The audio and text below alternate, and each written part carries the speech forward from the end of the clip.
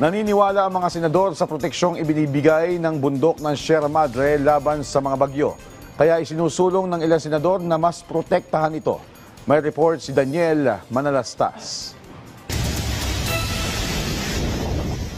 Matapos ang pananalasa ng bagyong Uwan,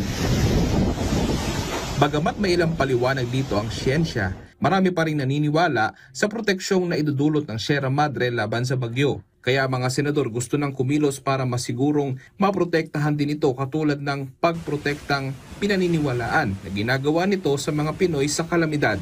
Sabi ni Senador Erwin Tulfo, kahit sa pagprotekta nito sa mga Pinoy, tila hindi naman ito nakakaligtas sa mga mapang-abuso. Mining operations continue to carve scars upon slopes. Illegal logging and massive quarrying erode its soil. Ayon kay Tulfo, may mga batas naman na nagalayong protektahan ng Sierra Madre katulad ng Republic Act 9125 o ang Northern Sierra Madre National Park Act of 2001. Pero tila hindi sapat at mahina ang pagpapatupad ng mga probisyon nito.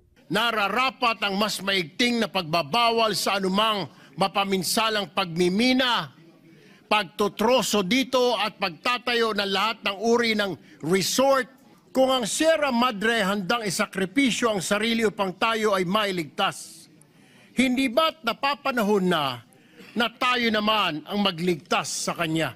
Si Senador Raffy Tulfo naman may puna sa DENR. Reactive at hindi po proactive ang ating DENR.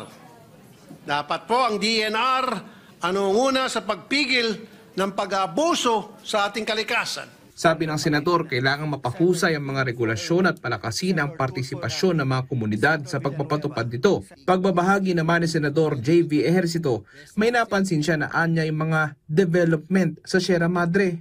In the last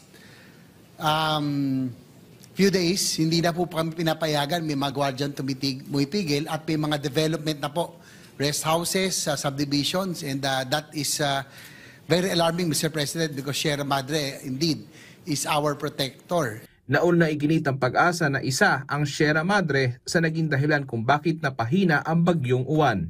Daniel Manalastas para sa Pambansang TV sa Bagong Pilipinas.